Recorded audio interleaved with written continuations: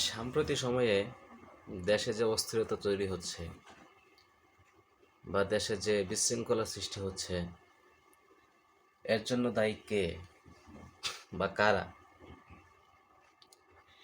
আমরা জানি না। তবে একটু মাথা খাটিয়ে দেখলে সবাইকে ধরা যায়, সবাইকে বোঝা যায় আসলে এরা কারা। তো অনেকের নাম বা অনেকের ব্যাপারে আমরা জানি, কিন্তু আমরা বলবো না, কারণ বলতে আছে মানা, এই জন্য আমরা বলবো না। এই উপদেষ্টা নিয়োগ নিয়ে কিছু বিশৃঙ্খলা হচ্ছে আমাদের সাথে। ছাত্র জনতা আমরা, আমাদের সাথে উপদেষ্টাদের একটা দ্বিমত চলতেছে। এটা কেন? কেন এটা হবে? কেন বিপ্লবের জায়গা থেকে সরকার সরে যাবে? কেন তাদের নিজস্ব স্থান তারা আহ, নিজের জায়গা ছেড়ে দিয়ে অন্য জায়গায় চলে যাবে? রাজনীতিবিদদের হাতে তারা কেন আপসতায় নামবে? আমলাতন্ত্র তারা কেন সৃষ্টি করতে যাচ্ছে? বিতর্কিত উপদেষ্টাদের দিয়ে ব্যক্তিদেরকে নিয়ে কেন উপদেষ্টা পরিষদ গঠন করা হবে, এটা শুরু থেকে একটা মত ছিল, কথা ছিল, কিন্তু এই কথার উপর তারা কেন এখনো জোর দিতে পারেনি? কেন তারা জোর দিতে পারেনি যে আসলে এখানে কেন কি ঘটতেছে? এরকম করে তো একটা রাষ্ট্র চলতে পারে না।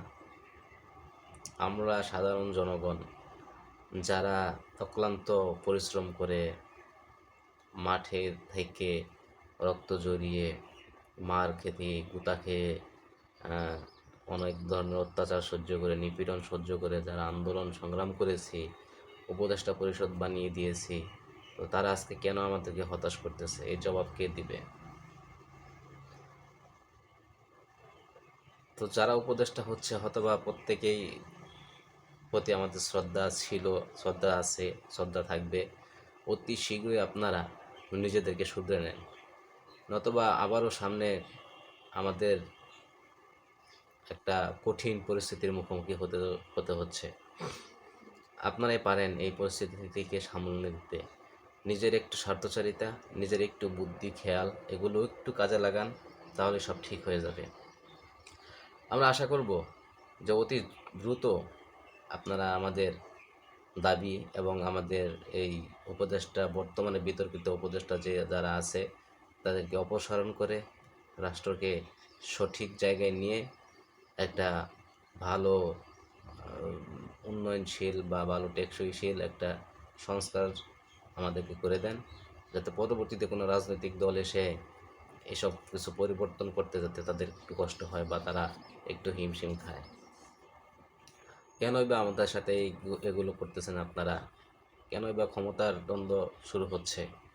আমরা প্রশ্নের মুখোমুখি হচ্ছি, বিশ্ব মিডিয়ার প্রশ্নের মুখোমুখি হচ্ছি, বিভিন্ন সাংবাদিকদের প্রশ্নের মুখোমুখি হচ্ছে, গুণী ব্যক্তিদের প্রশ্নের মুখোমুখি হতে হচ্ছে। কেন?